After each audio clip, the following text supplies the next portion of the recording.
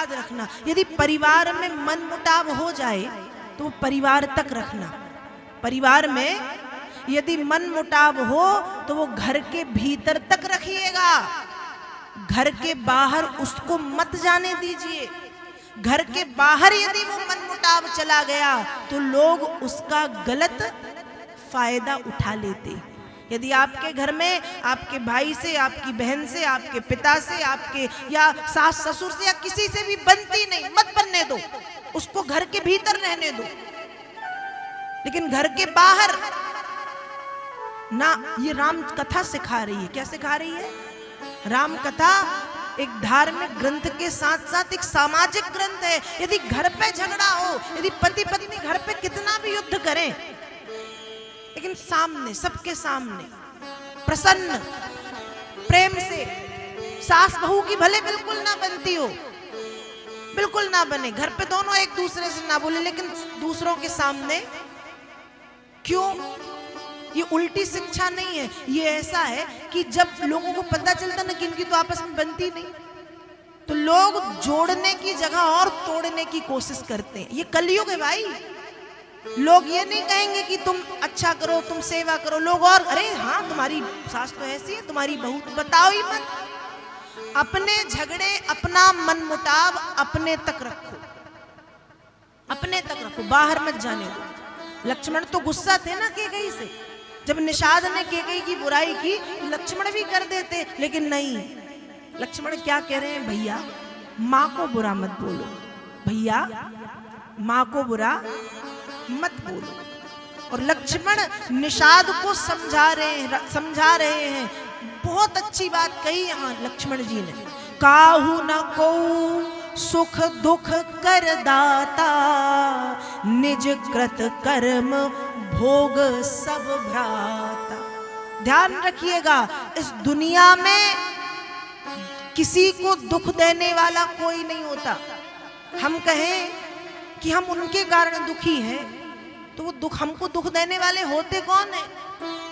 हम किसी के कारण दुखी नहीं है, हम अपने कर्मों के कारण दुखी हैं। हम क्यों दुखी हैं? यदि हम अपने घर में, अपने किसी घर के परिवार के किसी सदस्य से परेशान हैं, तो आप ये मत कहो कि हमको वो दुख दे रहे हैं। अरे वो नहीं दे रहे, आपके कर्म, आपने प्रारब्ध में कुछ किया होगा।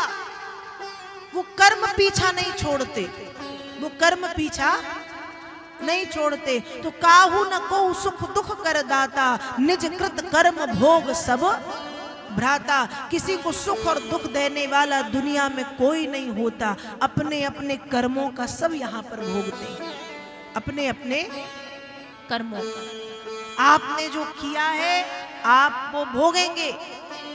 अब हो सकता है, जैसे कहते ना, मान लो कोई कहे कि हमारी पत्नी तो बहुत बुरी है, हमारी पत्नी तो पता नहीं इतनी बुरी पत्नी, हम अपनी पत्नी के कारण, हम अपने पति के कारण बहुत दुखी हैं।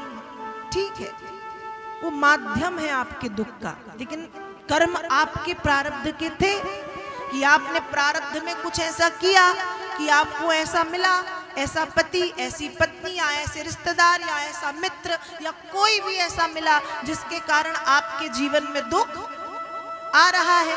तो उसके कारण नहीं आ रहा, वो माध्यम है, वो आपके कर्मों के कारण आ रहा है। किसके कारण आ रहा है? कर्म। मैं नहीं, मानस को काहू न को सुख दुख कर दाता।